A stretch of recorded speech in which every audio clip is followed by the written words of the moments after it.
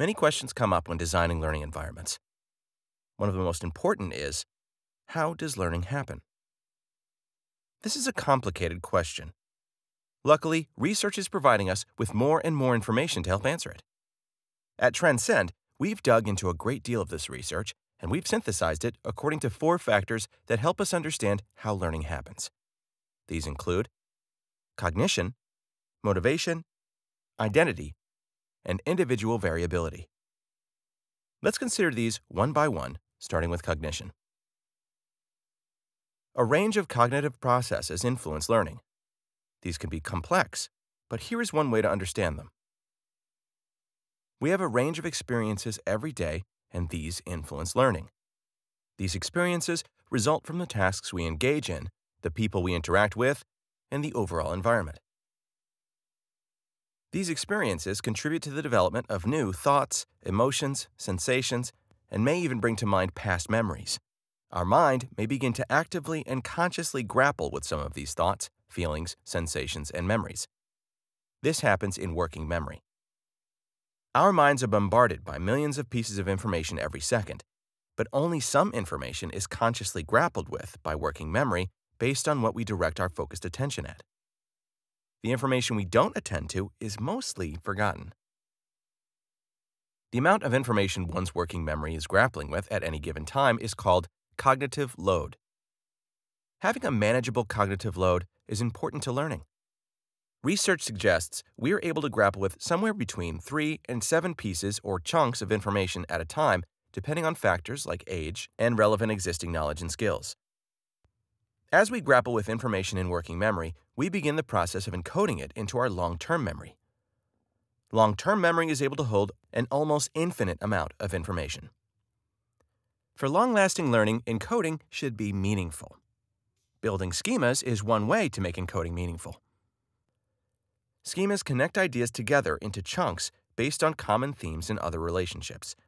Schemas are like magnets for new information and can support ongoing learning. In addition to schemas, emotions can also make encoding meaningful and resonant. For example, experiencing something new while in a state of joy and amazement can make one remember it, along with the emotions felt at the time. We pull thoughts and emotions from our long-term memory back to working memory to help us make decisions, take actions, and learn new things. This process is called retrieval. When we retrieve things, it also helps us further remember or encode them. This is why practice is so powerful. For practice to be effective, it needs to focus on challenging but doable skills, and it needs to occur in frequent, focused intervals across a diversity of contexts. Practice also needs to be coupled with high-quality feedback that is timely enough and specific enough to help us understand mistakes and improve. Finally, metacognitive thinking, or thinking about your own thinking, can also support encoding. When we think metacognitively, we reflect, set goals, plan, consider our own progress, and make adjustments to improve, all of which can foster deeper learning. All of this is incredibly hard work. It requires deep engagement, and it's hard to be engaged if you're not motivated. Luckily, research tells us a lot about what motivates us. First, motivation flows when we perceive that what we're learning has value to us. This value may spring from the interest we have in what's being learned, how the learning is happening, or who the learning is happening with. Another way that motivation is built and sustained is through self-efficacy, or the belief in one's innate ability to achieve a goal.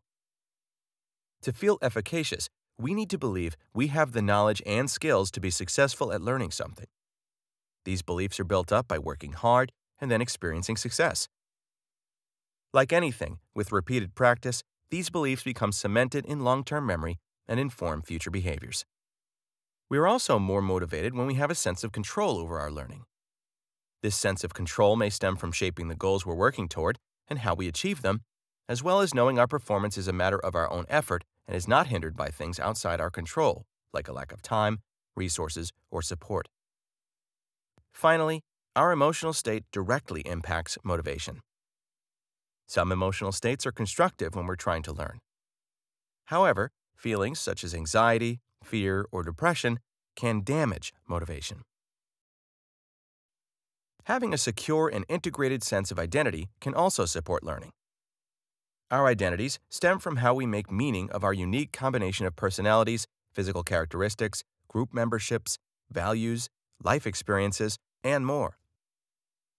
Individuals who develop self-understanding and act in alignment with their values, interests, and goals tend to live happier, healthier, and more successful lives.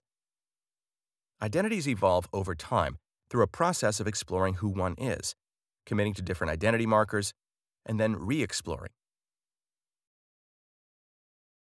When we feel a sense of belonging within our community, it helps to affirm and strengthen our identity.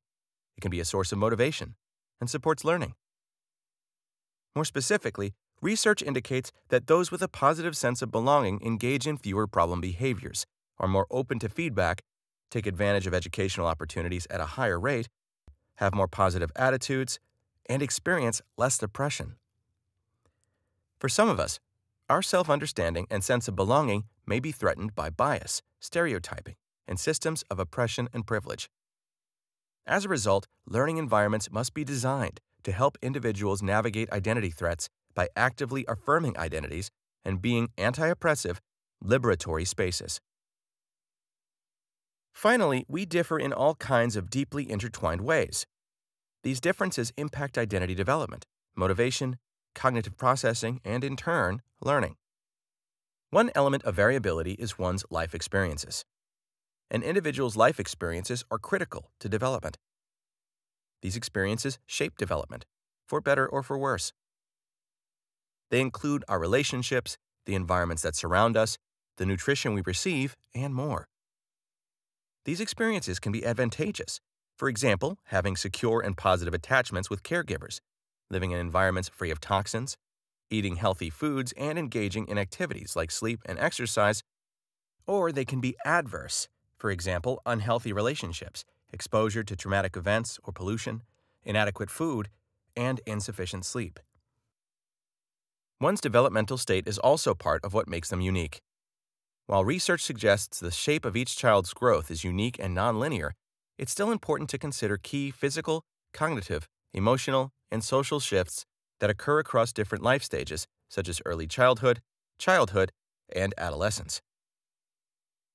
Finally, there is extensive variability in how individuals learn.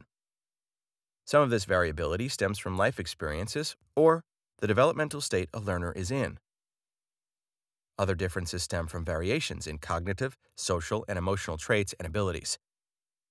These are differences that may manifest in various ways as young people grow older, but likely will always be present in some way. While there's no single agreed-upon set of learning differences, many specialists break them into categories related to a learner's ability to read, write, work with numbers, direct attention, and engage executive functions. Together, these four factors, cognition, motivation, identity, and individual variability, influence how learning happens and in turn should inform the design of schools.